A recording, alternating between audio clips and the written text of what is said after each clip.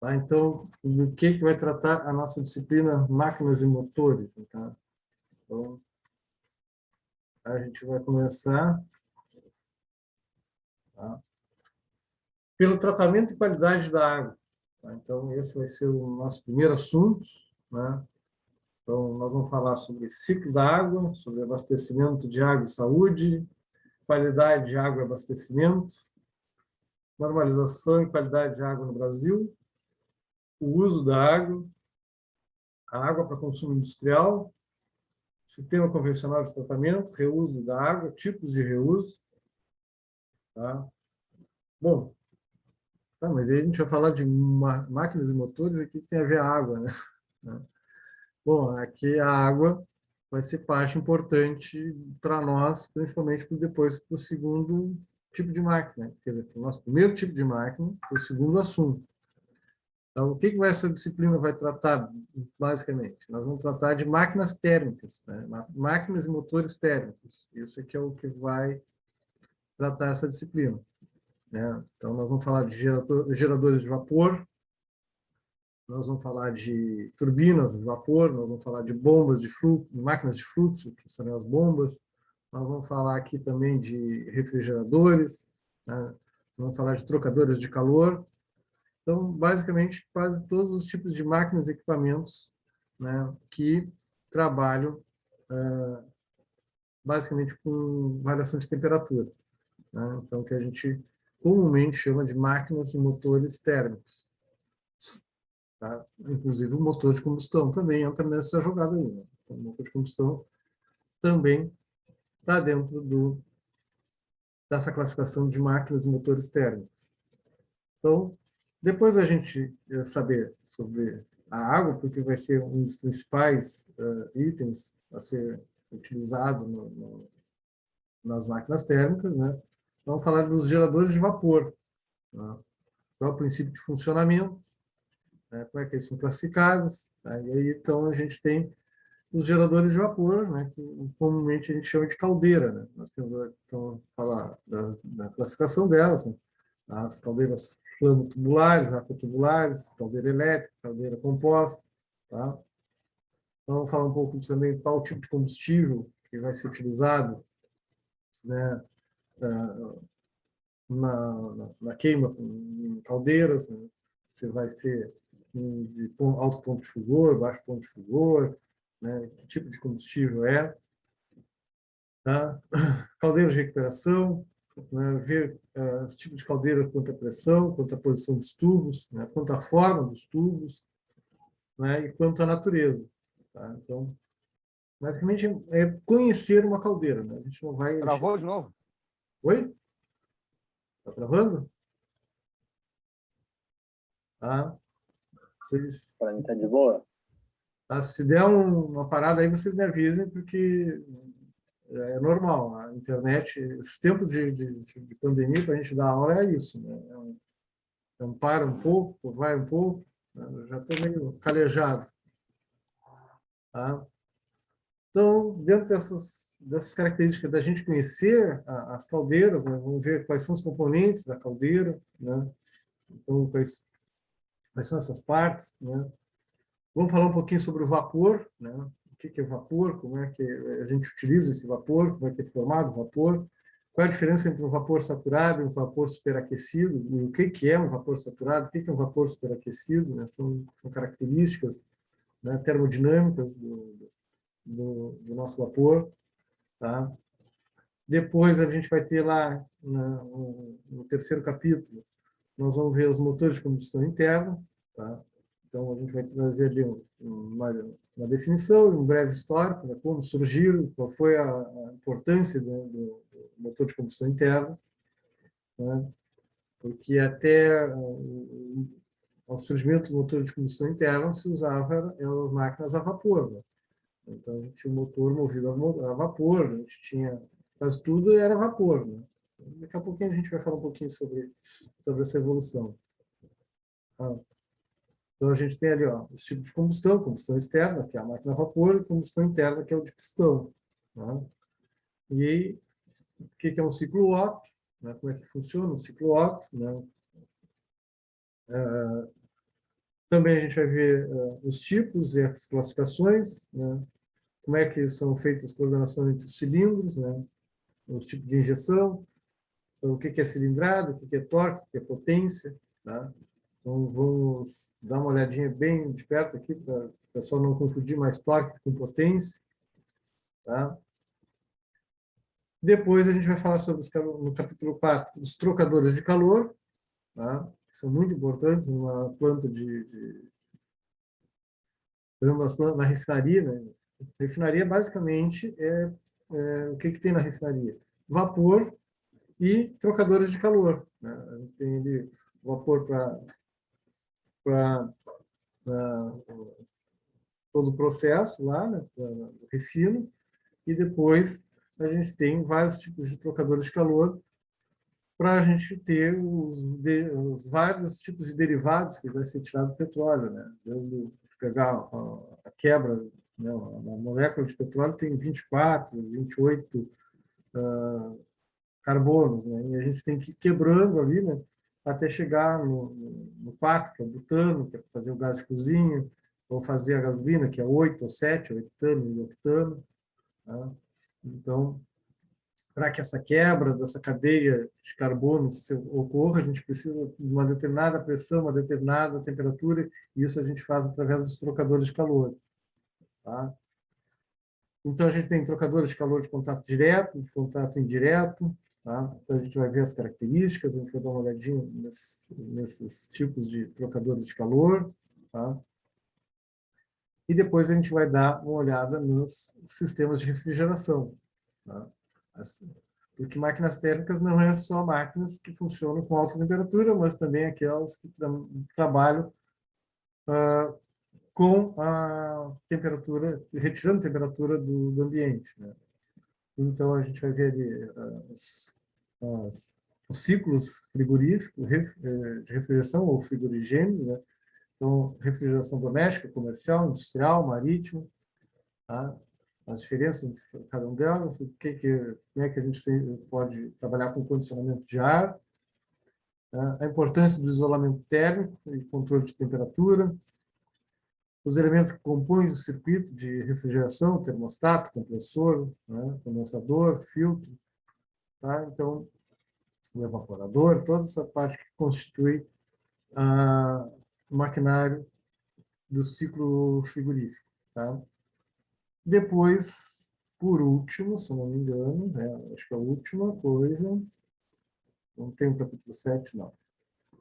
É o capítulo 6, que aí são as máquinas de fluxo, né? São as máquinas que trabalham com fluxo de fluidos, né? Então, a gente vai ter as bombas, né? O que é uma turbobomba, uma bomba volumétrica, né? Então, o que é altura manométrica, né? O que é recalque, o que são os elementos de recalque, o que é uma curva característica de bomba, né? O que é ponto de funcionamento, né? Os problemas que pode acontecer no sistema de bombas, que é a cavitação, tá? Então, a gente vai trabalhar aqui no capítulo 6, ainda com a turbina de vapor, tá? E se der mais um tempinho aqui, né, eu gostaria até de acrescentar aqui um outro subitem aqui no 6, que é a parte de ventiladores, tá? Porque muita gente diz erradamente que ventilador e bomba são a mesma coisa, né? E como eu trabalhei com fábrica de ventilador, né? Foi, acho que o meu primeiro emprego, acho que foi, não, foi o meu primeiro emprego como engenheiro, foi numa fábrica de ventiladores, né? E quando eu cheguei lá, foi aí que eu desmistifiquei essa história de que fábrica de, né, que bombas e ventiladores era a mesma coisa, né? Então, foi trabalhando direto com o equipamento, né, na produção dos equipamentos de ventilação, que eu descobri as duras penas de que tudo que eu sabia sobre bombas não servia para ventiladores, né? Só o princípio básico. O princípio básico serve, mas o resto não serve mais nada, tá? Porque o fluido da bomba, né, geralmente é líquido, né, e o fluido do ventilador geralmente é um gás, né? E só essa diferença aí já muda bastante coisa. Tá? Então, voltando lá para o início, né, do nosso assunto. Tá? Então, só para a gente fazer uma breve histórica, assim, né, de que, em termos de evolução, né, trabalhar com vapor, né, foi o primeiro passo, né, para a modernização, né, do mundo. O mundo se modernizou, né, à base de vapor. Então, a gente tem a utilização do vapor no finalzinho do século XVIII, né, segunda metade do século XVIII, depois de 1750, ali, né, é que começa a se utilizar os princípios do vapor. Então, a termodinâmica não era uma coisa muito estudada, não se sabia muita coisa sobre calor, sobre temperatura, sabia só o básico, né, sobre temperatura, mas ainda se encaminhava os conceitos de termodinâmica. Então, quando a gente consegue começar a entender e a dominar o vapor, né, é que se começa a estudar a termodinâmica, e a termodinâmica ela foi que abriu as portas para a modernidade. Então, são duas leis, são dois princípios, né, que fazem toda a diferença, né? E por isso que a gente está aqui diante de estudar esses equipamentos. É a primeira lei da termodinâmica e a segunda lei da termodinâmica. Tá? Na primeira lei da termodinâmica, ela diz que a energia de um sistema, né, é um balanço entre o calor, né, que tu recebe ou que tu cede para o meio, e o trabalho que tu consegue fazer com esse vapor. Né? Ou tu vai realizar trabalho ou vai fazer trabalho. Tu vai comprimir o teu vapor, o teu fluido, né? Ou o teu fluido vai expandir, né, um cilindro. A gente vai colocar o fluido dentro de um cilindro, ou a gente vai comprimir ele, ou a gente vai expandir ele. Né? Conforme se eu aqueço, ele tende a expandir. Tá? Se eu resfrio, ele tende a comprimir esse fluido que está dentro de um cilindro. Tá? Então, essa é a primeira lei. A primeira lei fala disso, então, que a energia do sistema é um balanço entre o calor e o trabalho de um fluido. Né? Pode ser na compressão ou na expansão. E a segunda lei da termodinâmica, né, que diz que na natureza jamais se consegue passar calor de um corpo frio para um corpo quente. Tá? Então, isso é o que diz a segunda lei, né? Que na natureza jamais a gente consegue transmitir calor de um corpo frio para um corpo quente, espontaneamente. Para isso ocorrer, né, eu tenho que agir sobre o sistema, eu tenho que, né, entregar energia para o sistema, eu tenho que botar energia no sistema para que eu possa retirar calor de um corpo frio para um corpo quente, ou seja, para eu poder refrigerar alguém, tá? O sistema de refrigeração não é espontâneo, tá? Não é natural. Mas foi entendendo desse processo que a gente consegue, então, ter o sistema de refrigeração. Tá? Então, por isso que é importante. Né? O mundo se moveu a partir do entendimento dessas duas leis, desses dois princípios. Né?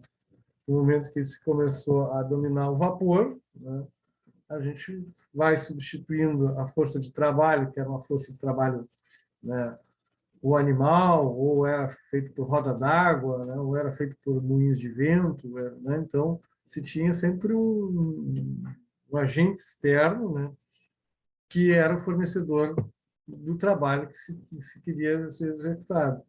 Né. Somente depois, então, que se tem os primeiros motores a vapor, é que então aí começa a ter o tear, os teares a vapor, né, as fábricas de tecidos movidos a vapor, toda a revolução industrial, vem os locomóveis, vem a locomotiva, vem um monte de os navios a vapor, né, vai substituindo tudo, né, numa velocidade muito grande. Tá? Então, entre a metade do século XVIII até a metade do século XIX, no final, da metade do século XIX para diante, né, o mundo já estava todo transformado em função de né, quem não investia em ter, né, máquinas movidas a vapor ficava para trás. Né? A tração animal, tração humana, ou usando tração de curso d'água, de vento, né? Isso ficou tudo para trás. Né? Então, os moinhos, todas as indústrias da época passaram tudo a utilizar o vapor. Tá? Então, por isso que até hoje ainda é importante se conhecer o vapor, porque ainda é muito usado, tá? E por isso que a gente, então, estuda até hoje as máquinas. E claro que no final do século XIX, né, surge o motor de combustão interna, né? Que aí é outra parte da revolução. Né? O negócio dá uma outra virada exponencial. Né? Tanto é que até os anos 40, né, depois da Segunda Guerra Mundial, o vapor sumiu, né, sumiu como fonte de tração, né, passando basicamente quase toda a fonte de tração a ser por motor de explosão, tá? Por serem menores, por serem mais confiáveis, por gastar menos energia, né, do que o vapor. Mas até hoje a gente tem aí, né, muitos processos industriais baseados ainda em vapor. Né? Uma fábrica de adubo, o vapor é essencial para que a amoniação ocorra, né? Então, lá no granulador, né? Para que aquela amoniação ocorra, a gente precisa, né, da adição de vapor, tanto na conversão do super simples, do super triplo, lá do NPK, né?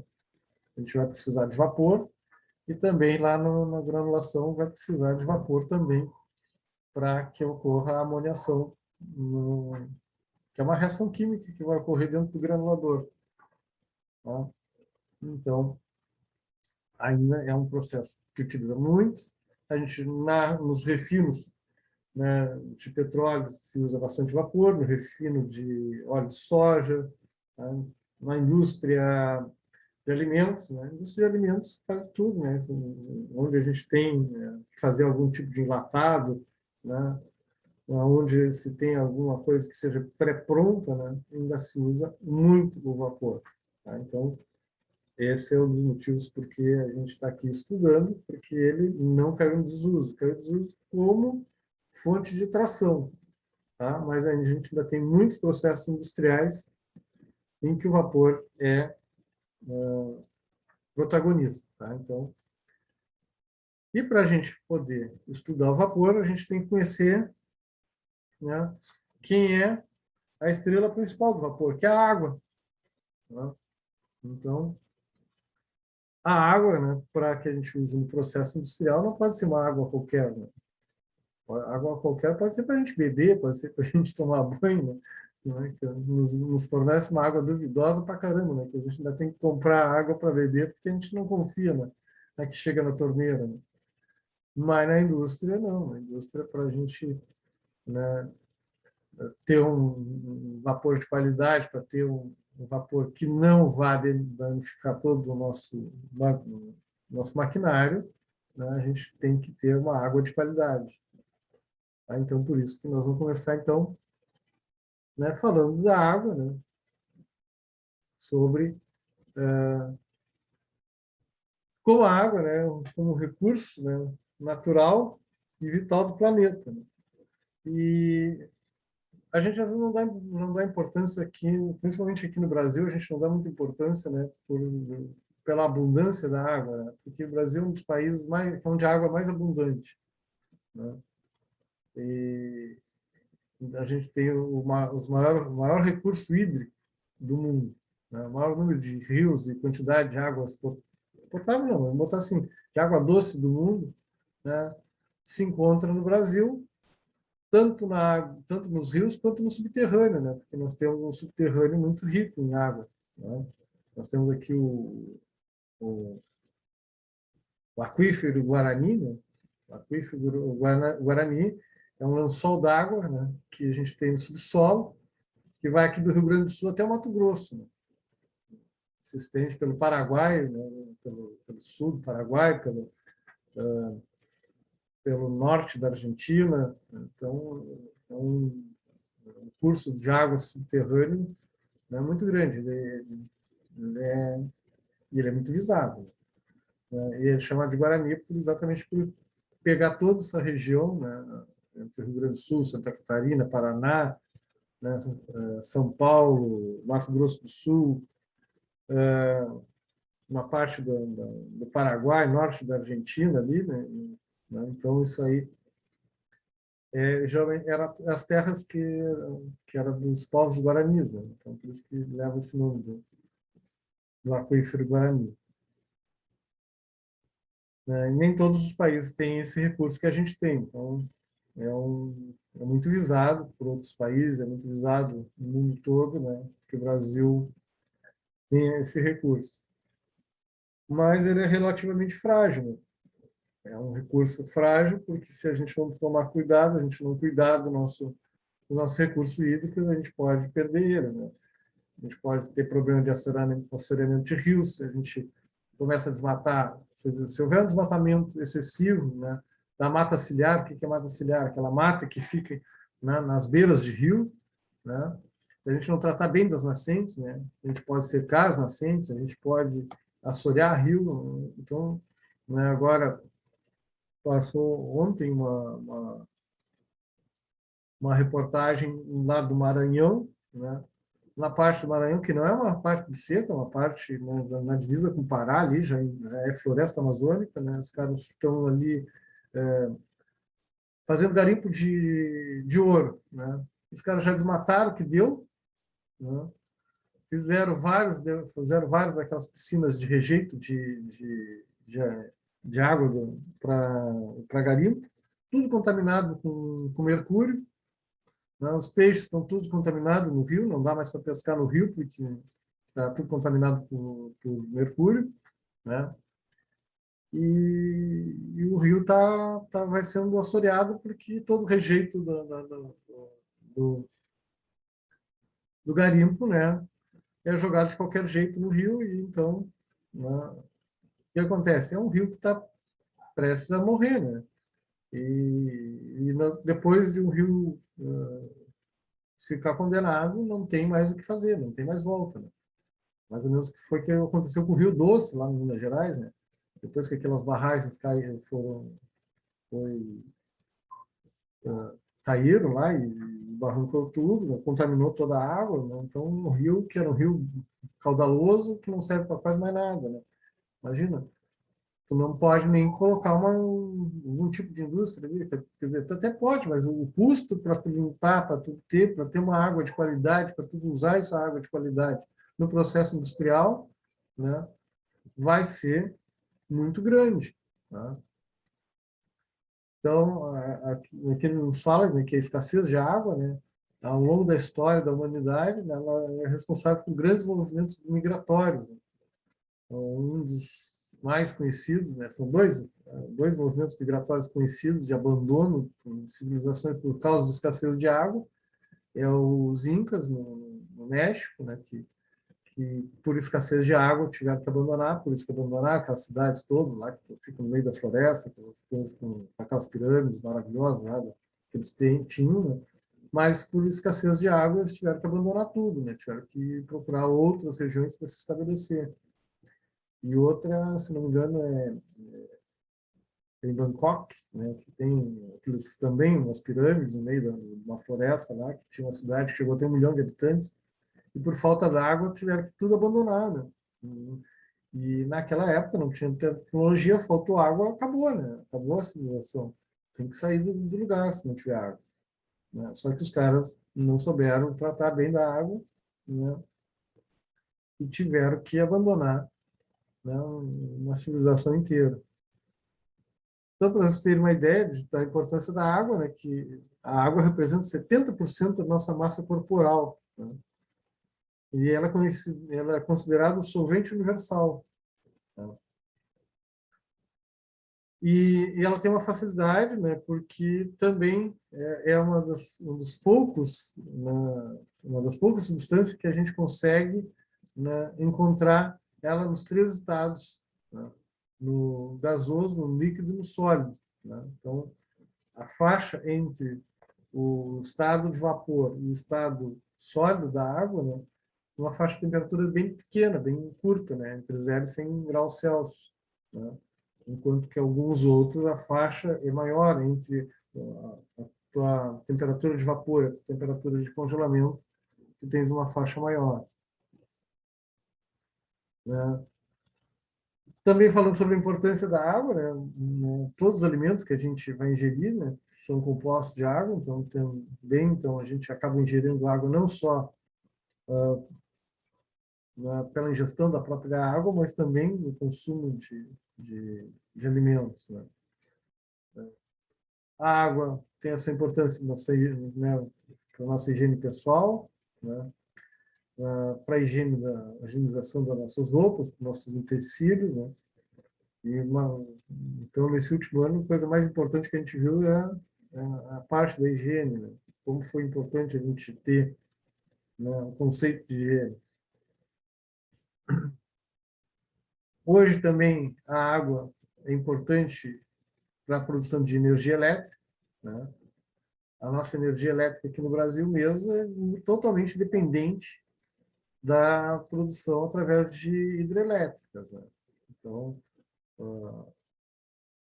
a gente está vendo aí a crise hídrica, né? O que é uma crise hídrica? Nós estamos com o Sudeste e o Centro-Oeste, né, passando por um período muito grande de escassez de chuva, né? Não tem chovido. Os reservatórios dessas hidrelétricas já não estavam altos, né? Eles tinham sido esvaziados, né? Quando houve a crise das represas, quando houve, né, toda aquela que aconteceu no início do ano passado, né, com o desabamento da represa lá de Brumadinho, né? Então, pelo menos é o que se alega, né, que por segurança foi diminuído o volume dos, dos reservatórios, das represas, né?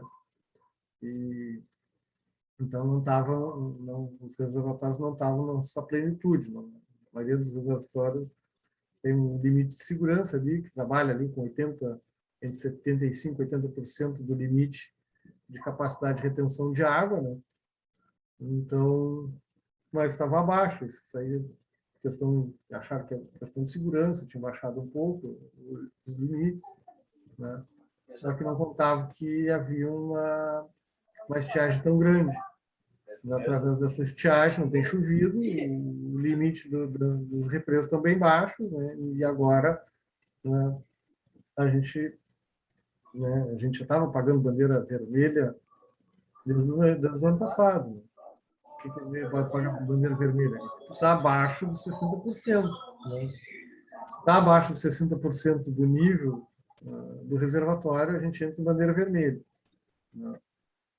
Ou seja, está perigo. Só que agora a maioria dos reservatórios do Sudeste estão ali, trabalhando com 40%, 30 e poucos por cento, né? Ou seja, um limite crítico. Né? Por isso que a gente é muito dependente, né? Porque a grande maioria da nossa energia elétrica é produzida por hidrelétricas. Né? Apesar da gente ter investido bastante nos últimos anos com a energia eólica, né? Nosso parque eólico aqui mesmo, né, cresceu bastante nos últimos 10 anos, né?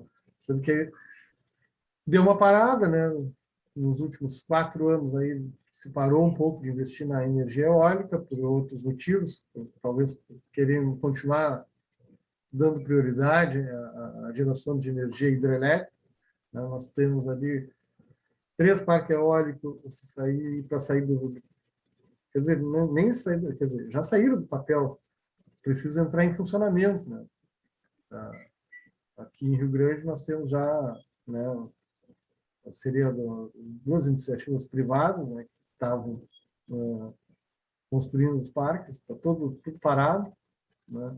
Mas foi uma questão de terem optado, né, ainda continuar com o sistema de hidrelétrica, né? E não se vê ainda nenhum movimento, por exemplo, de se aproveitar mais o nosso parque eólico, né? Ou começar a construir os parques de energia solar, né? Também seria uma outra boa opção, uma outra boa alternativa, né, para fornecimento e produção de energia elétrica, né?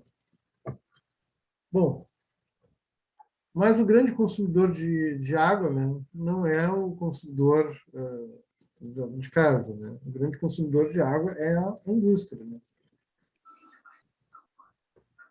né?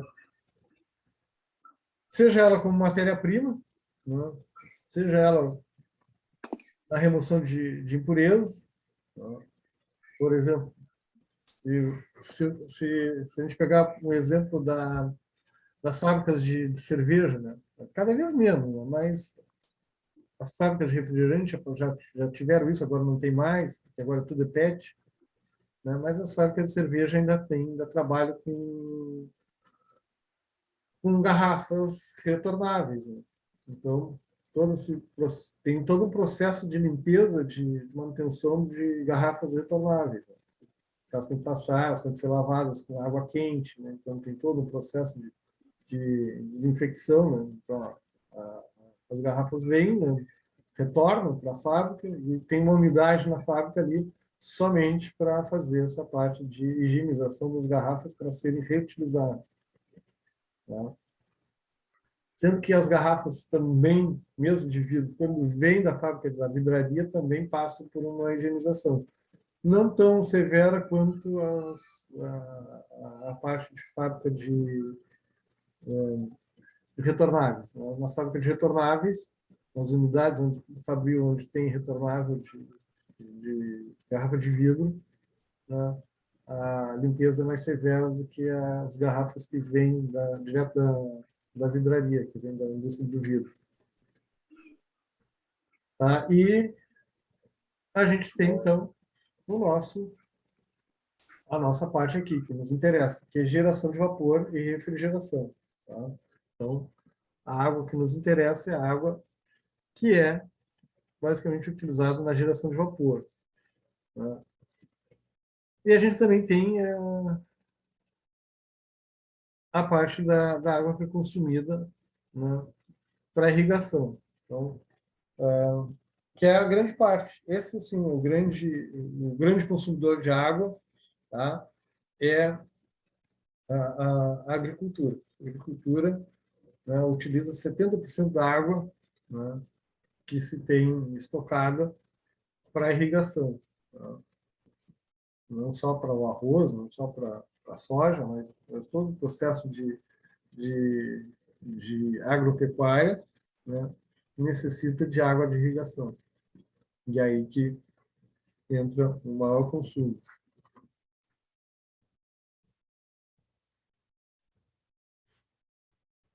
Né? Então, a gente tem aqui um dos motivos por se tratar da água, né? Para o consumo humano, né? A gente precisa que a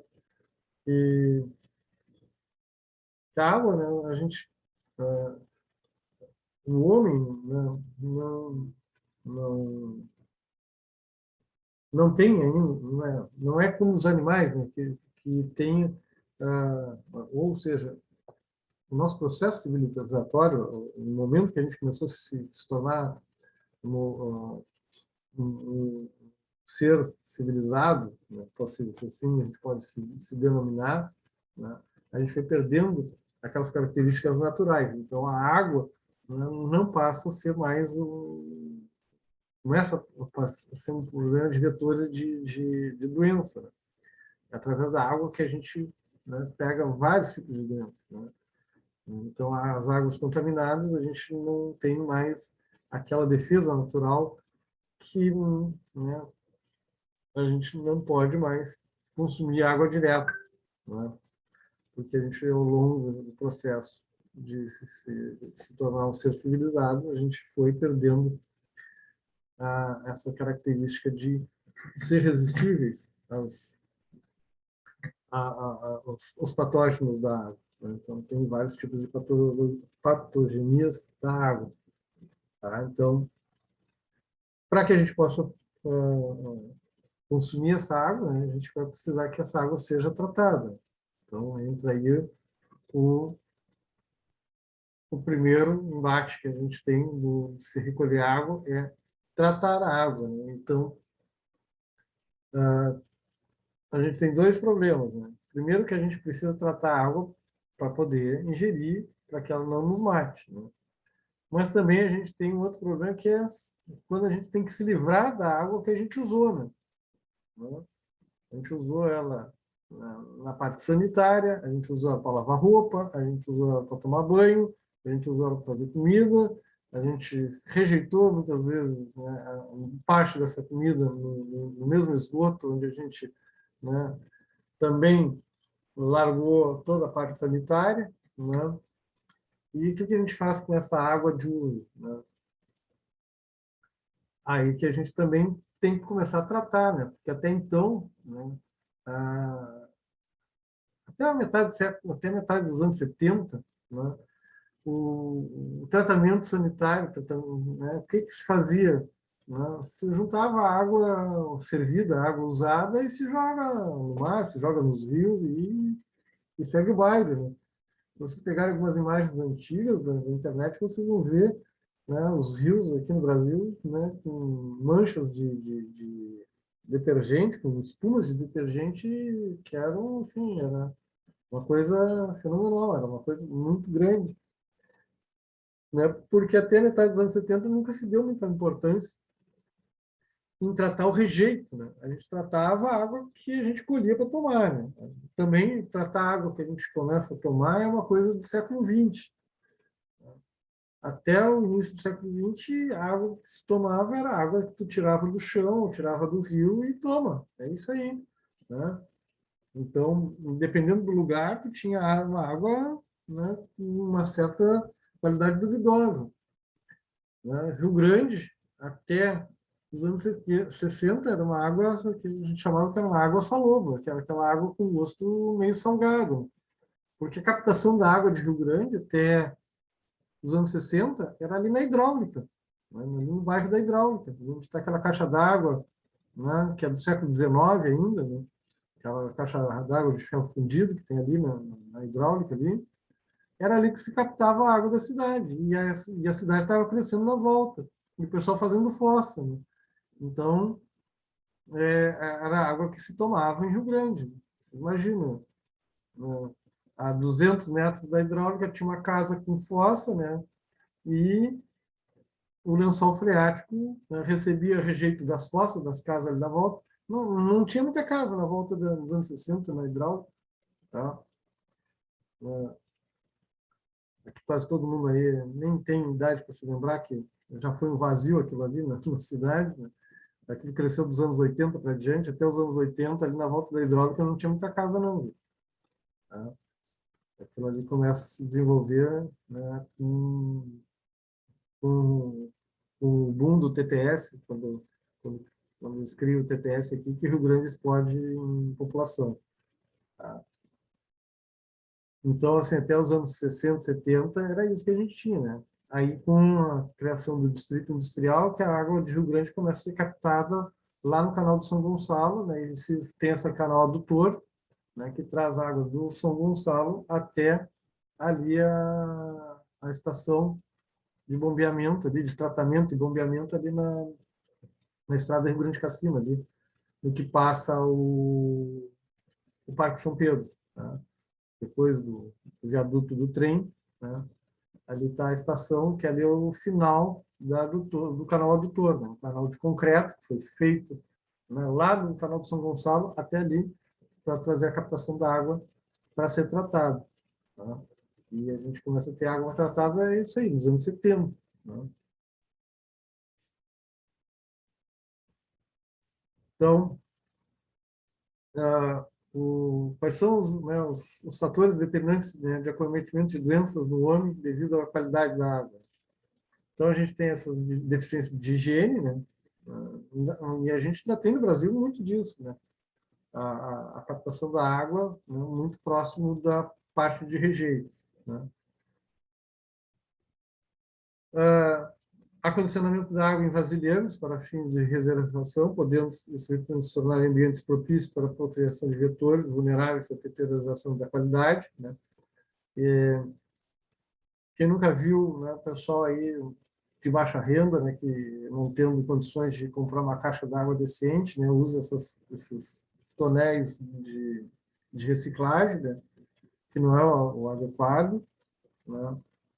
Não porque o tonel seja, né, o problema é a higienização desse tonel, se ele passou, se não tem nenhum resíduo químico, né, porque às vezes pode ser problema de tu não ter feito uma higienização correta daquele tonel e ainda ter algum resíduo químico, né, porque às vezes aquilo ali é para carregar produtos, né, que não são corretos para a utilização do homem, tá?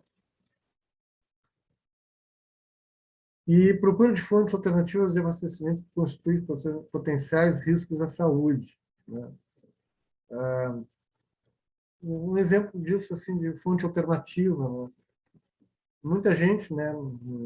Eu já tive isso no cassino, né? Da gente ter poço artesiano, né? Pô, quem nunca queria ter um poço artesiano para não ter que pagar a conta da água para a porção, né? Bastava ter uma bomba, cavava ali no chão, né? Bota o ralo, bota o encanamento e porque aqui em Rio Grande, se a gente furar o chão aqui, né, 1,5 m, 3 metros, 3 metros, se fizer um buraco de 3 metros, já tem água, né? Quem nunca se tentou de querer, pá, vamos botar um poço artesiano, né? Então, há muito tempo atrás, né, muita gente tinha no cassino algumas vilas aqui, Senandes, Bolacha, né, Querência, na Barra, né, o pessoal era muito comum ter o poço artesiano, né? Até aqui para o lado da Santa Rosa, né, para a Quinta, né? Acho que na Quinta ainda tem muito comum ainda o pessoal ter poço artesiano em casa, tá? Mas também, conforme vai tendo aumento de população morando perto, né, a contaminação por fossa séptica, né, porque o problema, a gente tem aqui um problema de Rio Grande que é, né, a gente não tem esgoto em toda a cidade. A gente tem o sistema de esgoto mais antigo do Rio Grande do Sul. Ele é de 1918. Mas era só o centro. Era só o centro de Rio Grande que tinha esgoto até 2004. 2000, não, 2006. 2006. Até 2006, o esgoto em Rio Grande começava na Barroso, né, e terminava na Major Carlos Pinto. Não, na Marechal Deodoro. Tá? Então, os esgotos em Rio Grande iam da Barroso até Marechal Deodoro. Tanto é que você pode ver que da Marechal Deodoro para diante não se construía nenhum edifício que tivesse mais de 4 andares. Porque para tu construir um edifício de mais de 4 andares, o plano diretor do município exigia, né, que não fosse mais fossa séptica, né, que fosse captação por esgoto cloacal, né, esse da Corsan, né, que é bombeado para a estação de tratamento, da ETE, né, lá no Parque Marinha.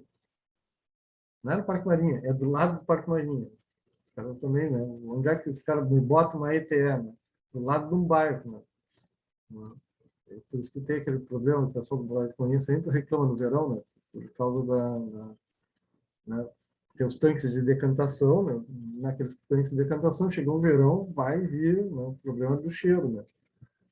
Tá? Então, o que acontece era isso, que o Rio Grande só tinha esgoto, né? O resto de Rio Grande, da Marechal Deodoro né, até a Santa Rosa, né, era tudo fossa séptica, né?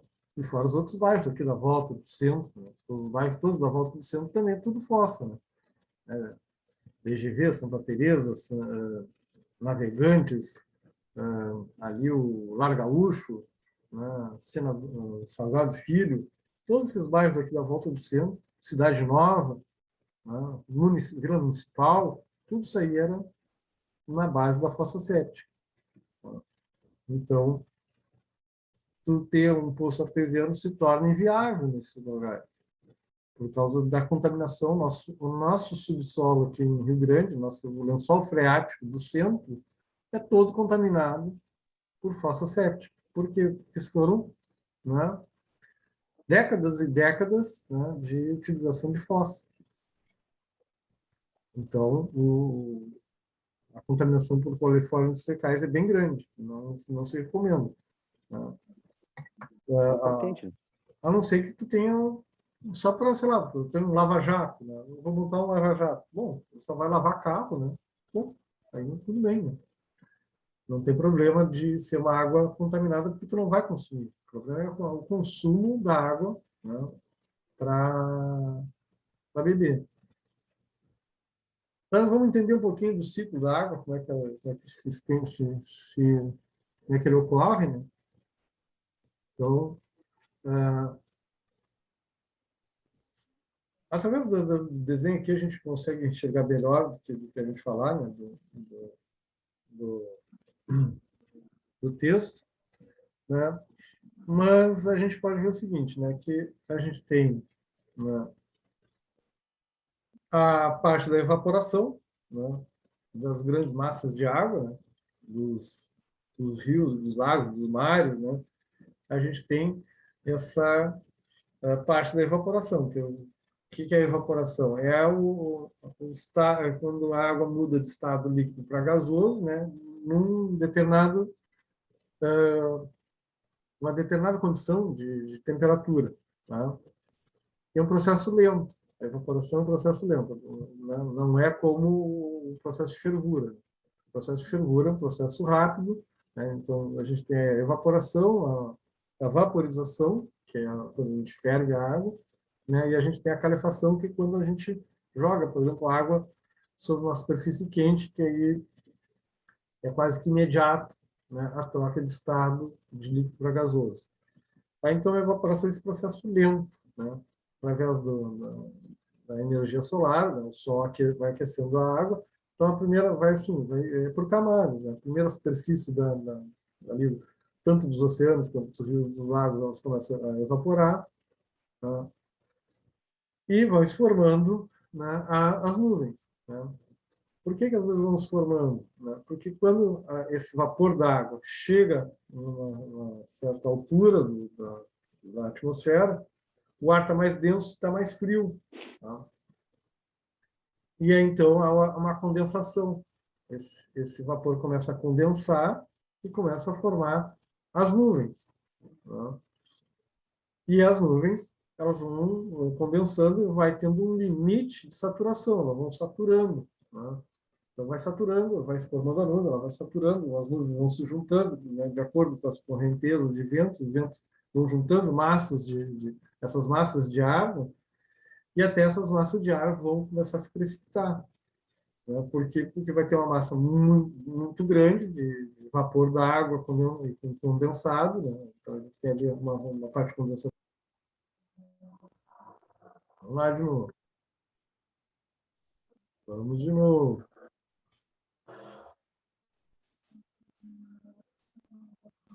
Opa.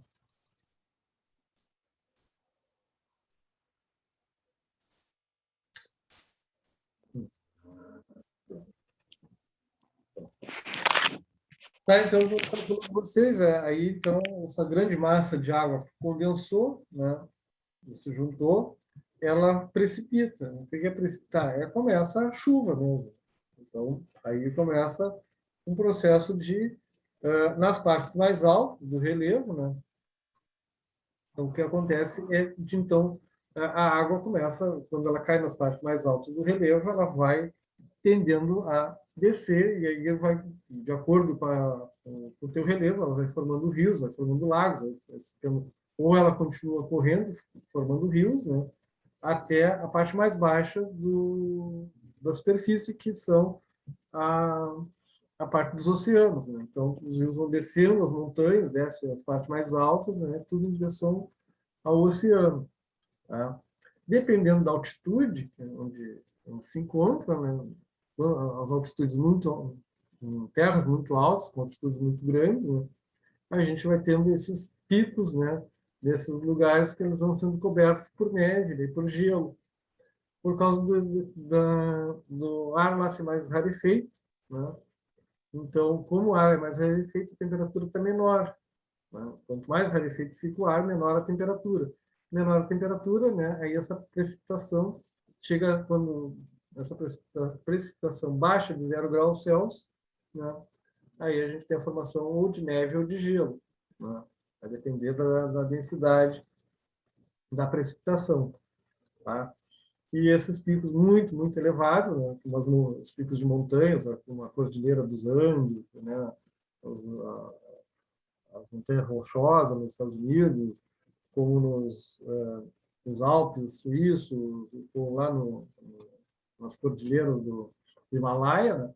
Que picos, são picos muito, muito altos, né? Eles permanecem sempre com neve e gelo. Aqui no Brasil, a gente teria só um pico que, né, quando neva e quando cai gelo, a gente nunca nota, né? Porque não mora ninguém lá, né? Que é o Pico da Neblina, né? Que é o ponto mais alto do Brasil, que é 2.300 metros, né? E aí lá já existe precipitação de neve lá, né? E fica bem no meio da Amazônia lá, né? Mas que é um lugar ermo, não mora ninguém nota quando, né? Não é que nem aqui na Serra Gaúcha, que, né, mal cai meia dúzia de flocos de neve, o pessoal corre para tirar foto, né? Faz aqueles bonequinhos de neve horrorosos, né? Bom, e também a gente tem dentro desse ciclo da água, né, a água que fica guardada no subterrâneo, né? Nos entremeios das rochas, né, ela vai chegando até chegar num ponto, né, em que vão formando bolsões, né? E dependendo das rochas que constituem, né? Se é granito, se é arenito, né? Geralmente entre os arenitos, né? E outros tipos de rocha, né? A água vai entrando nos seus permeios, até chegar em alguns lugares onde é granito, né? Que não é permeável, e então vai guardando a água nesses bolsões internos, né, que é a água subterrânea, que vai formando esses aquíferos, né, que eu falei para vocês, que é o aquífero Guarani. Né? O que é o aquífero Guarani? Então, esse bolsão de água tem o tamanho do oceano, praticamente, né, de tanto de água que se tem guardado no subterrâneo. Outra fonte de água, então, que acontece, as florestas, né, elas captam essa água subterrânea, né, não só dos aquíferos, mas também dos lençóis freáticos, né, e essa água, depois que ela passou pelo processo todo de alimentação das plantas, né, as plantas transpiram elas, as plantas vão eliminando elas através de suas folhas, né, então, né, por isso que em lugares de florestas, principalmente florestas tropicais, como a Amazônia, né, ou as florestas tropicais do sul da Ásia, ali, no Vietnã, no Camboja, ali, que são também florestas tropicais, né, são lugares muito úmidos, né, por causa dessa transpiração da floresta, das árvores. Tá? Então, basicamente, isso vai se repetindo. Né? E a gente não pode quebrar o, o, o ciclo. Né? Esse ciclo, se ele for quebrado, aí a gente vai causar um desequilíbrio ecológico, né? Que eu acho que é o que nos fala mais adiante aqui. Né? Tá? Então, a gente tem que preservar, tem esses mananciais, né, de contaminantes naturais, né, e tem que se proteger, principalmente, né, da contaminação química e biológica, né, dos agentes externos aos nossos mananciais, tá? Então, o controle, né, de tratamento, né, o que a gente tem? A gente tem, vamos pegar o nosso exemplo aqui da adutora, né? Nós temos a parte de captação, que fica lá no São Gonçalo, então lá a gente tem uma estação de captação, né, que fica perto da eclusa ali. Não sei se alguém já passou pela eclusa ali no São Gonçalo, que leva, né, para dentro da Lagoa Mirim, né, que é no final, né, na verdade, quando o São Gonçalo faz essa ligação entre a Lagoa Mirim e a Lagoa dos Patos. E ali tem uma eclusa que faz o controle, né, dessa água das duas, das duas lagoas. Tá? Então, lá perto lá para os lados da eclusa, a gente tem a estação de captação da água de Rio Grande. Né? Depois a gente tem uma estação elevatória, né? Porque acontece que a gente vai fazer essa água aqui não, aqui a gente não tem elevação, tá? Porque como o Pelotas está no nível acima do nosso, no termo de nível do mar, né, a gente não há necessidade de estação elevatória. Aqui a gente só tem uma adutora que traz por declive, tá? Então é só deixar, então faz a captação, joga água na calha da adutora e a adutora, por declive, traz para Rio Grande. Tá? Mas imagine em alguns lugares, né? Em São Paulo, alguns lugares de São Paulo tem que se elevar, né? Porque a captação fica abaixo do nível da cidade. Então, tu tens que captar no rio lá embaixo e trazer para a parte de cima da cidade. Então, tu tem então uma estação elevatória. Tá? E tudo isso aí já vai custando, vai dando um custo no, no, no sistema. Né? Depois, então, a gente deve chegar na parte depois das adutoras, né? Ele botou o reservatório e redistribuição. Entre a adutora e os reservatórios, a gente tem estação de tratamento. Né? Então, ali depois, quando a gente chega aqui no Senandes, né? Ali no Senandes, ali na estação da Corsã no Senandes, a gente tem a estação de tratamento. Ali vai se colocar o cloro, vai se colocar flúor, né? Vai se fazer toda a parte de filtrar a água, né? Para tirar a parte de impurezas sólidas, para tirar a parte de impurezas, né, de micro-organismos. Então, depois, aí sim, depois de passar por todo o tratamento, aí começa a parte de bombeamento, né? Aí sim, para o bombeamento, né? Para os reservatórios. Tá? E aí, esses reservatórios vão fazer parte da rede de distribuição. Então, a gente tem as adutoras, né? Que aí são fechados, aí a gente já tem, não é mais um canal adutor, mas sim canalização adutora, né? Então tem uma adutora central que leva, né, dali do Senantes para o Cassino, tem uma que traz para o centro, tem outra que leva para, né, ali para aquela parte na zona leste da cidade, ali naquela região da Profilurb, da Quadro 4, da Santa Rosa, ali, aqueles lados da FURG ali. Então, a gente tem, né, vários tipos de adutoras. Né? Tem uma adutora que vem pelo Socorros e tem outra que vem para o centro pela Avenida Itália. Nós temos dois canais, tem duas tubulações adutoras, né? E de esgoto, sim, de esgoto, captação de esgoto só tem uma que sai do centro e vai cruzando, né, 1º de Maio, Socorros, que é até a estação de tratamento do lado do Parque Marinho.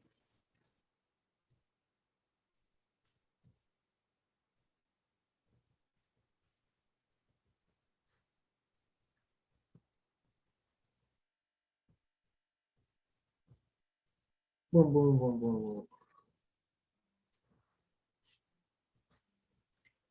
Então, a qualidade da água de abastecimento, né? Então, para abastecer a água, né, principalmente no caso das cidades, né, a gente precisa ter certas características, né?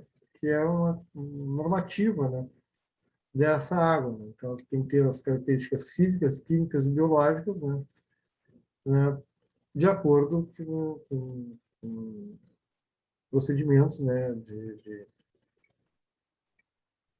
saúde sanitária, né?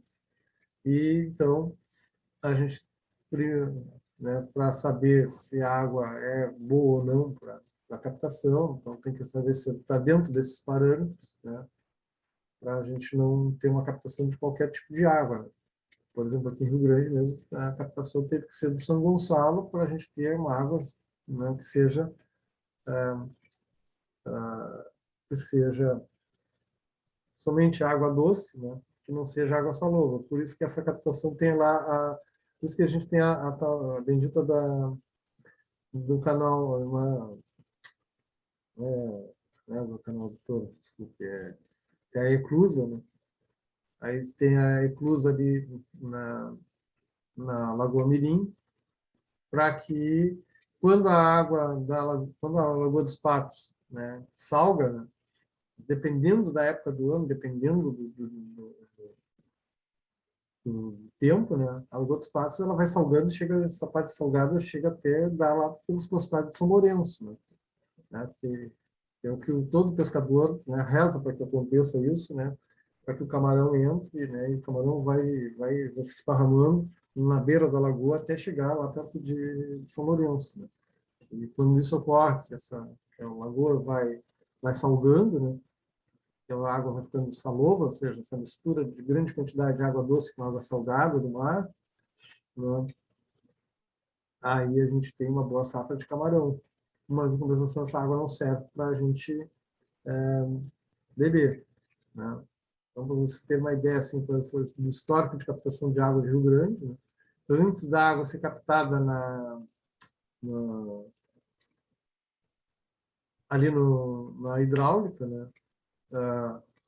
Rio Grande de 1737, de 1737 até 1880 e poucos, que foi feita a caixa a estação da hidráulica, a água de Rio Grande basicamente era captada na Ilha dos Marinheiros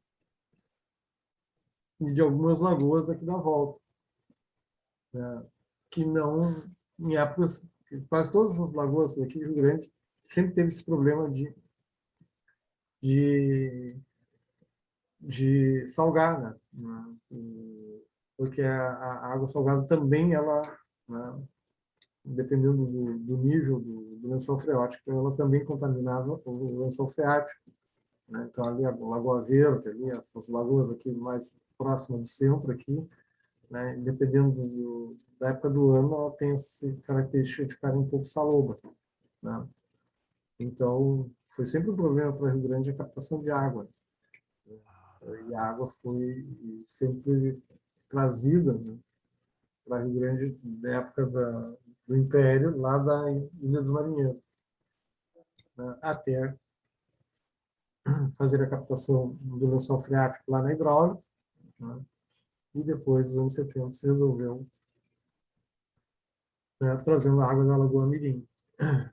Na verdade, a água do Canal de São Gonçalo é abastecida pela água da Lagoa Mirim, né? Então, só para a gente falar um pouco então dessa característica de águas de captação. Tá?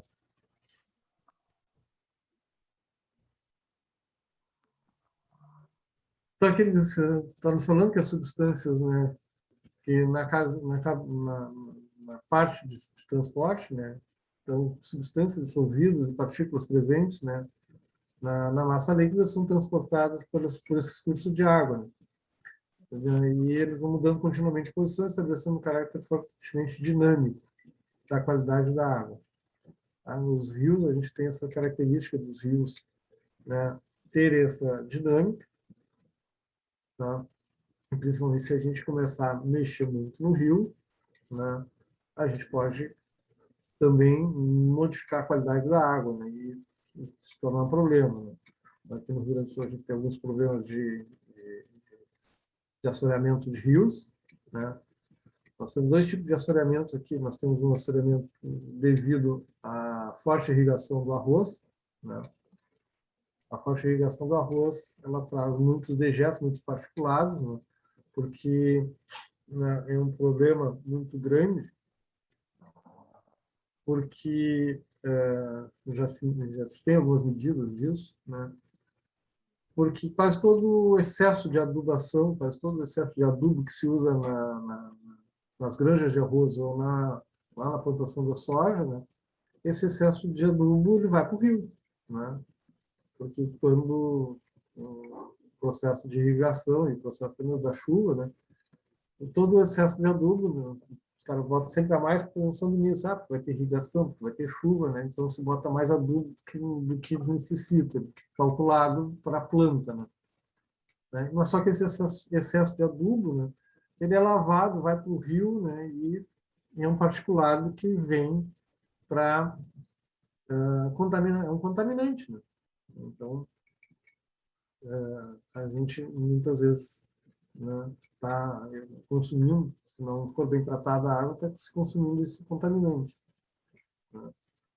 E isso já se tem bastante medição sobre isso, né? É um problema bastante recorrente, principalmente na lavoura de arroz, né? A contaminação devido aos pesticidas, devido aos adubos, né? E não é só a questão, o contaminante não é só a nossa parte de higiene pessoal, né? Dizer que a água está sendo contaminada, claro que em grande parte o esgoto cloacal, o esgoto de água servida, que seria de água de banho, água de lavar louça, essas coisas assim, né? Também são contaminantes bem fortes, tá? Mas um contaminante de maior grande de maior proporção é o da indústria não, da lavoura, né? Da lavoura, já que eles também consomem grande parte da água, tá? E essa é uma preocupação recente, não é uma coisa assim muito novidade, gente, tá? Basicamente até os anos 80 não se dava muita bola para isso, né? Tá? Então é coisa de 30 anos para cá, dos anos 90 para cá, que se começou a se preocupar na qualidade da água. Tá? Então, 30 anos é o quê? Uma geração. Não é uma coisa, né, né, sempre se pensou nisso. Não. Praticamente não se pensava em se proteger, em se. Né? Que assoreamento de rio, não é nada, né? O pessoal lá tirando areia para fazer construção civil, né? Se tirava de qualquer jeito, né? Se destruía a calha do rio, né? E hoje tem rios aí que não dá nem para mais, que eram rios navegáveis, né? O Rio Taquari era um rio que era conhecido aqui no Rio Grande do Sul por, né, escoar produção.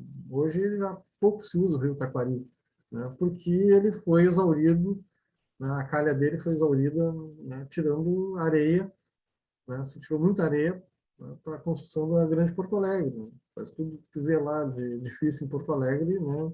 Tem um pouquinho do Rio Taquari ali, né? Então, a construção civil tem crescimento por um lado, mas a gente tem, né, o que ver o que esse crescimento está nos trazendo, né, a gente constrói de um lado, mas algum lugar a gente está destruindo. A gente tem essa preocupação ecológica não, né? Eu fiz toda a minha formação técnica depois de engenheiro, nunca se falou em ecologia, não tem nada. Dá-lhe a derreter, né? Na floresta amazônica, que isso aí dá para fazer um estacionamento, bota abaixo, é só árvore, né? Era assim que se pensava até os anos 80, né? Ninguém pensava que floresta fazia falta, né? O rio fazia falta, né? A gente só pensava em meter tudo abaixo e construir. Tá? Pensamento de ecologia, e depois a gente viu, né? E esse pensamento de ecologia, pois já dá ruim, está dando ruim, né? Ainda dá tempo da gente Bom, então vamos conhecer a água, né? Que a gente está falando tanto, né? Então, segundo um certo presidente, aí disse que a maioria das pessoas não sabia qual era a fórmula da água, mas está aí, então, a fórmula da água, H2O, tá? São dois átomos de hidrogênio, de oxigênio, tá? Então, basicamente, é uma ligação bem simples, né? Então, esse ângulo de 104,5, tá? É mais ou menos o ângulo que acaba se formando, que é medido através dos cristais da água, né? Quando a gente consegue observar os cristais, porque a gente não consegue ver os átomos, né? Nunca ninguém conseguiu ver um átomo. Ah, mas é que os caras sabem que o ângulo é de 104,5 graus. Pô, 104,5, né? Olha a precisão, né? Não é 104, não é 105, é 104,5. Tá? Isso é medido através dos cristais. Quando a gente vê os cristais de gelo, né? Pelas raias dos cristais de gelo, então a gente pode determinar esses ângulos. Esses ângulos são determinados, então, através da observação do corpo sólido, né? Através da formação dos cristais de gelo. Assim como a gente consegue ver os cristais, né? A gente consegue medir os ângulos dos cristais do aço, né? Do alumínio, né? Então, sempre que a gente tem um corpo sólido, né? Através da análise da cristalografia, né? A gente pode usar raio-x, né? Geralmente o raio-x é o grande aliado para a gente poder verificar esse tipo de comprimento, tá? Então, tudo através de ondas de raio-x que a gente consegue medir, tá? Isso se chama difração por difração atômica. Tá? Então, bueno, e então ali a gente tem o hidrogênio, que pode aparecer de três formas na natureza, o hidrogênio. Tá? O hidrogênio 1, que a gente chama de próton, porque ele é exatamente isso, ele é só um próton. Tá? O hidrogênio 2, o deutério, e o hidrogênio 3, que é o trítio. Né? Então, são as três formas que a gente chama de alotrópicas, né? São a alotropia do hidrogênio, né? Como ele é encontrado na natureza, né? Sendo que uma é mais do que as outras. E a gente tem três formas alotrópicas do oxigênio, oxigênio 16, 17 e 18. Tá? Isso tem a ver com a massa, tá? Esses números aqui, 1, 2 e 3, 16, 17 e 18, tem a ver com a massa desses elementos na natureza. Tá? E a gente mais ou menos tem uma estatística de quantos oxigênio 16 existem, quantos oxigênio 17 existem, oxigênio 18 existe. Então, um trabalho de laboratório, né, já se levantou mais ou menos uma média aritmética, né, da existência de cada um dessas formas alotrópicas. Tanto é que, se vocês pegarem uma tabela periódica, né, nem sempre vai vir lá a massa do oxigênio, 16. Não, é 16, alguma coisa, se não me engano, 16,90, alguma coisa. Mas como é que os caras sabem que é 16? É porque é uma média aritmética. Tá? Então, quando a gente olha ali a massa do elemento químico na tabela periódica, aquela massa que você tem ali que está aí, por exemplo, o cloro, 35,5 mais alguma coisa, né? Por que 35,5 mais alguns outros números que tem ali que eu não me lembro? É porque aquilo ali é uma média aritmética, né? Já se fez uma medida, né? Porque, na realidade, a massa, né, é medida em quantos prótons tem, né? E próton é um próton, não tem meio próton, não tem, né, um terço de próton para ter, né, 16,9, né? Mas é a quantidade de quanto que isso existe na natureza. Na atmosfera do nosso planeta, os átomos de oxigênio são distribuídos da seguinte proporção, ó, isso que ele está falando. Ó. 10 átomos de O17, 55 átomos de O18 e 26 mil átomos de O16. Tá? Isso aqui, se a gente pegasse um volume, né, de laboratório, que a gente chama de volume molar, tá? E a gente encontrar isso. Né? Essa proporção de 10 de O17, 55 de O18 e 26 mil de O16. Tá? Por isso que depois, então, a massa lá é 16, alguma coisa, porque o 16 tem muito mais proporcionalmente na natureza. Tá? Então, a combinação dos diversos isótopos de hidrogênio e oxigênio produz uma variedade de 48 formas de água, tá? Das quais 39 são radioativas e apenas 9 são estáveis. Tá? Então, a gente tem o H2O16, H2O17, H2O18, HDO, que é o 16, que é o hidrogênio deutério, tá? HDO17, HDO18, HD2, dois deutérios, tá? D2O, D2O17, D2O18 e assim por diante, tá? Então, aí a gente tem as denominações. O D2O18, né, que é conhecido por água pesada, tá? Sendo utilizado em reatores nucleares para moderação da velocidade dos nêutrons. Então, geralmente, acho que, eu não sei se alguém se lembra, lá em 2011, quando houve aquele problema lá do tsunami no Japão, que houve, né, a usina nuclear que entrou em colapso, né?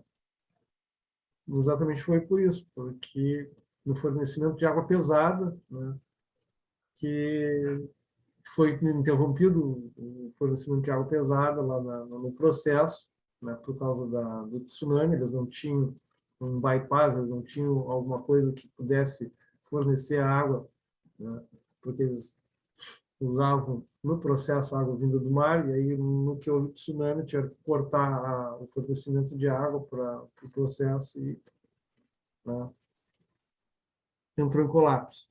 Tá? Verifica-se assim que existem variantes químicas para uma molécula de água, de acordo com a distribuição dos diversos isótopos de hidrogênio e oxigênio. No entanto, a forma predominante de maior interesse ecológico é a que a gente usa, né? H2O16. Então, só para a gente ter uma ideia, né? A água hoje, né? A gente tem o nome errado do planeta. Né? A gente chama o planeta Terra, deve se chama planeta Água, né? Porque 3/4 da superfície do planeta é constituído de água, não de terra, né? E ainda o constituinte inorgânico mais abundante na matéria viva, né? Já que mais de 60% do peso humano, né, e dos animais também, né, é constituído por água. Certos animais aquáticos, por exemplo, né, em alguns tipos de legumes e verduras, né, chega a 98%. Né? Não é nem legume nem verdura, mas, por exemplo, tem algumas frutas, né, como a melancia. Né? A melancia é casca e água. Né? Basicamente, o que tem dentro ali é água. Tá? Então, é mais ou menos o que eu falei aqui para vocês, ó, a normalização da qualidade da água no Brasil. Tá? No Brasil, a normalização da água para consumo humano é de 1970, né? Na década de 70, de 1970. Como eu falei para vocês, antes disso, ninguém se preocupava com água potável, se era potável, se tinha algum problema. Né? A primeira norma de potabilidade foi criada no Brasil pelo Decreto Federal 79.367 de 1977. Isso são 44 anos, só tem 44 anos, né, a norma sobre água potável. Então, imagina, né, os outros, nós temos um país de 500 anos, mas só tem 44 anos que a gente se preocupa em água potável. Então, esse decreto estabeleceu competência do Ministério da Saúde sobre a definição do padrão de potabilidade, né, portabilidade, né, de potabilidade da água para consumo humano. Tá? E aí isso é uma portaria, a portaria 56, tá? Que ele é de março, de 14 de março de 1977. Então, a portaria saiu alguns dias depois do decreto federal. Então, ela é considerada essa portaria como a primeira norma de potabilidade. Tá? E ela abrangia diferentes constituintes químicos e microbiológicos potencialmente patogênicos à saúde humana. Tá? Mas, em 74, o Diário Oficial da Lei Federal 6.050, né, dispõe sobre a necessidade da fluoretação da água e sistema de abastecimento provenientes de estação de tratamento. Tá? Então, em 74, já estavam preocupados, né, com, pelo menos, né, tratamento com flúor. Né? Mas aí isso mostra, né, o quanto de água não tratada se consumiu nesse país, e quanto que vidas se perderam por não, né? Pô, a coisa mais comum que existia, né? Era morrer por causa de desinteria ou desidratação ou por, né, problemas ligados ao consumo de água não potável. Tá? Então, a Portaria 56 aprovou a norma e o padrão da potabilidade da água para fins de consumo humano. Né? De acordo com esse decreto, caberia à Secretaria de Saúde dos Estados e, equivalente aos territórios federal, o exercício da fiscalização e controle do exato cumprimento das normas e do padrão de potabilidade. Aí, em 1986, o Ministério da Saúde, através da extinta Divisão de Ecologia Humana e Saúde Ambiental, efetuou um levantamento das atividades e exercícios pelas secretarias estaduais. E aí que se começa então, a se chamar de vigilância sanitária da qualidade da água para o consumo humano. Né? Nessa época, se constatou que, com exceção do Paraná, né, os demais estados não exerciam nenhuma atividade relacionada à vigilância da qualidade da água. Né? Ou, se exerciam, né, não faziam de forma sistemática e planejada. Então, em 86, o Ministério da Saúde criou o Programa Nacional de Vigilância da Qualidade da Água para o Consumo Humano, né? O qual, entre outras metas, pretendia prestar auxílio técnico e financeiro às secretarias estaduais da saúde. Então, para vocês terem uma ideia, né, até 1986, né, ninguém estava ainda se importando ainda com qualidade de água. Né? Então, quanta gente tomou banho naqueles riachinhos do cassino ali, que nunca foi riachinho, gente. Tá? Aquilo ali, né, aquele sai de perto da Iemanjá, depois sai lá perto da Querência, depois sai na Querência, aquilo ali tudo esgoto a céu aberto, né? E o pessoal tomando banho do lado do esgoto a céu aberto. Né?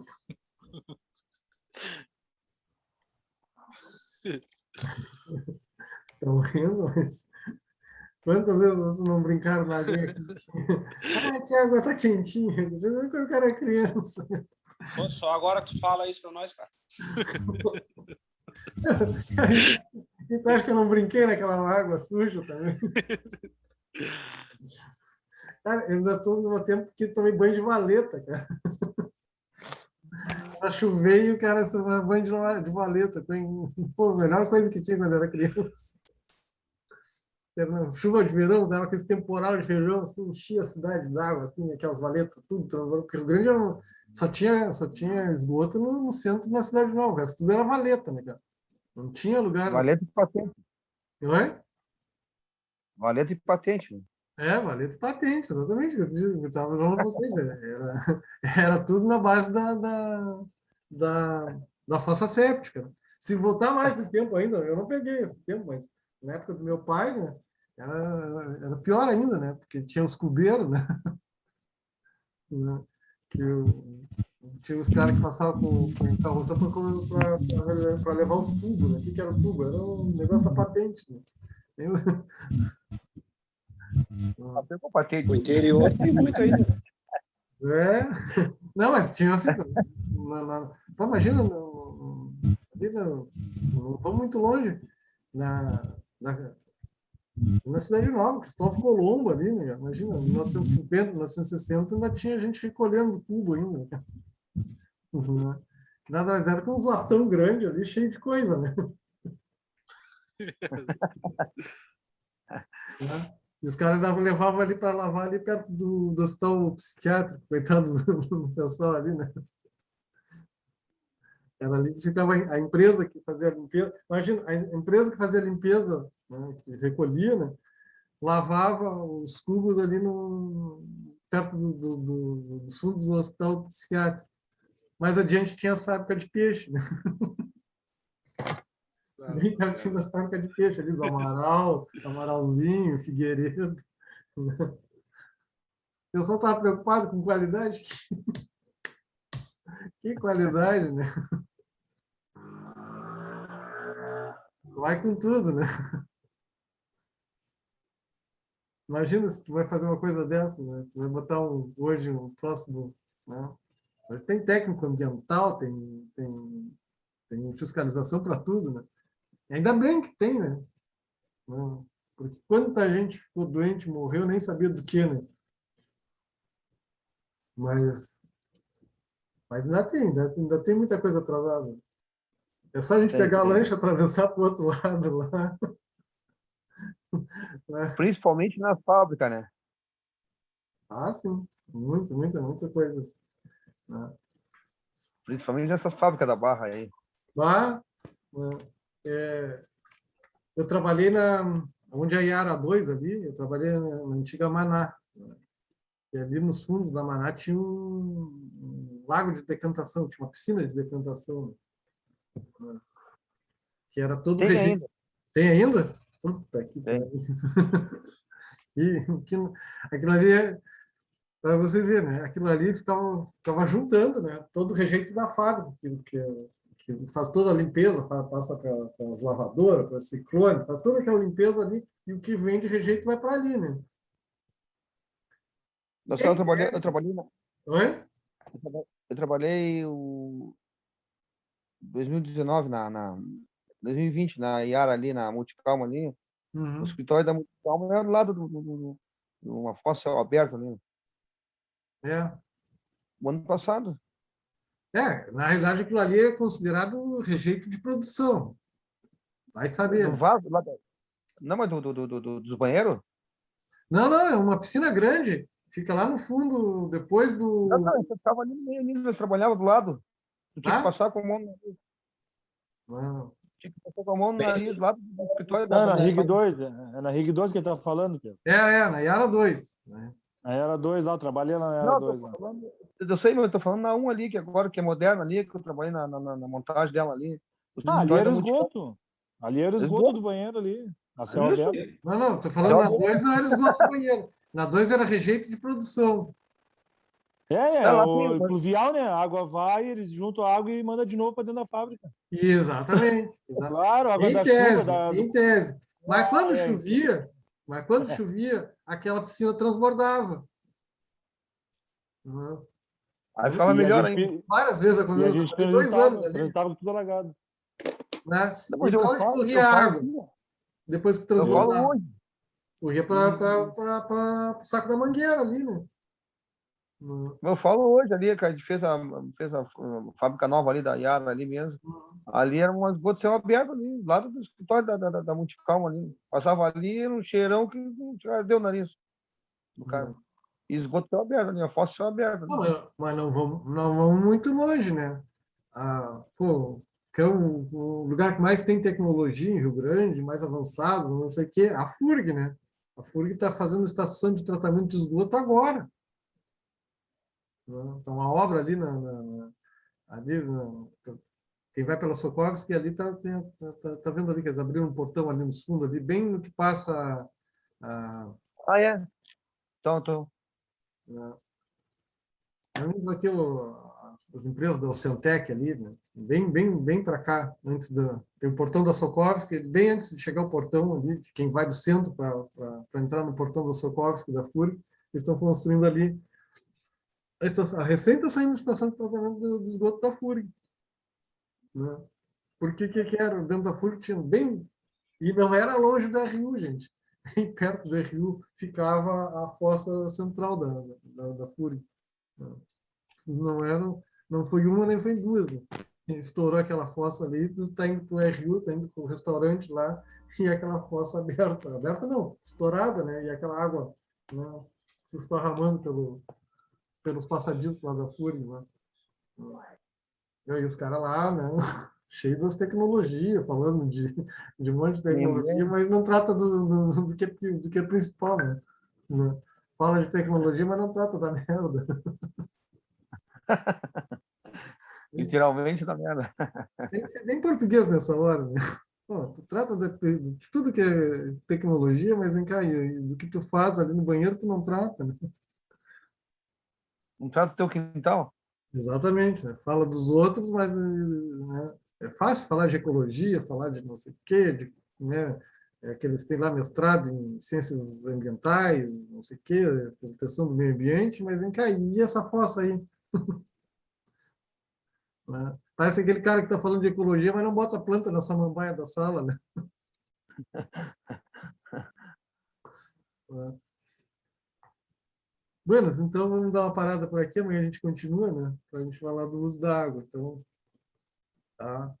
A gente vamos dar uma paradinha aqui, e aí depois a gente fala do uso da água, e aí o Rafael ainda não me deu retorno, mas provavelmente segunda-feira vai ser feriado, né? E aí, de repente, a gente tem aula amanhã e depois na terça-feira, né? Mas ele vai nos confirmar. Ele sempre confirma com... se... Quantas aulas é, professor? Oi? Quantas aulas é? Quantas horas vão ser? Quantas aulas? É. Olha, ele me passou para fazer em 12, entre 12 e 16. Mas pelo tamanho que eu estou vendo aqui, não sei, né? Se a gente vai ter tanto assunto assim para tanta aula, tá? Ok. Mas vamos indo, vamos devagar, tá?